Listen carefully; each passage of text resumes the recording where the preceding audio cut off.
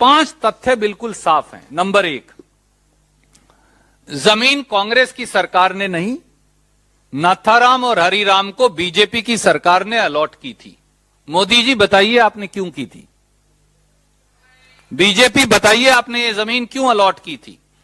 आप ही कह रहे हैं कि वो दोनों आदमी फर्जी थे, तो बीजेपी के कौन से नेता उस फर्जीवाड़े में शामिल थे और मोदी जी और नड्डा जी उस फर्जीवाड़े में उन पर फर्जीवाड़े का मुकदमा दर्ज करके कब कार्रवाई करेंगे?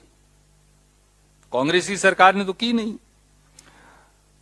रॉबर्ट वड्रा जी ने या स्काईलाइट ने कोई वो जमीन जब खरीदी तो वो 3 साल बाद, वो भी जब वो बिक गई थी, एक आदमी को अलॉट की, उसके नाम जमाबंदी हुई, दूसरे आदमी को रजिस्टर्ड सेल डीड हुआ, उसके नाम जमाबंदी हुई, उसके 3 साल बाद उन्होंने बाजार भाव पे वो खरीद ली।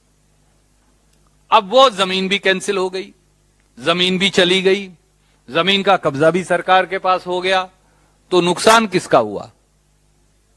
बेचने वाला तो अपने पैसे लेके घर चला गया, जिसकी जमीन थी सरकार की जमीन उसके पास चली गई, उनके पास रह गया एक कागज जिसके कोई मायने नहीं। तो इसलिए विक्टिम यहां स्काईलाइट हॉस्पिटैलिटी और रॉबर्ट वड्रा हैं और कसूरवार भाजपा ही हैं जिन्होंने फर्जीवाड़ा किया है। नंबर 3, अगर कुछ था तो भैया 2008 के बाद तो आप ही की सरकार थी, 2008 तक तो आपकी सरकार थी और 13 के बाद फिर आपकी सरकार थी 5 साल। कांग्रेस की तो 8 से 13 के बीच में ही थी, 14 के बाद फिर आपकी सरकार थी। एफआईआर भी आपकी सरकार में दर्ज हुई, चार्जशीट भी आपकी सरकार में दर्ज हुई, सप्लीमेंट्री चालान भी आपकी सरकार में दर्ज हुआ। तो फिर रॉबर्ट वड्रा जी का या स्काईलाइट हॉस्पिटैलिटी का कोई नाम तो है नहीं, कहीं उनका नाम ही नहीं है, ना एक्यूज के तौर पर है, ना गवाह के तौर पर है, ना कहीं और है, इसलिए कि वो तो फाइनल विक्टिम वही है। और ईडी ने जो फर्जी ईसीआईआर दर्ज की, आज तक उसमें भी कोई चालान पेश नहीं किया, 2015 से 2022 तक।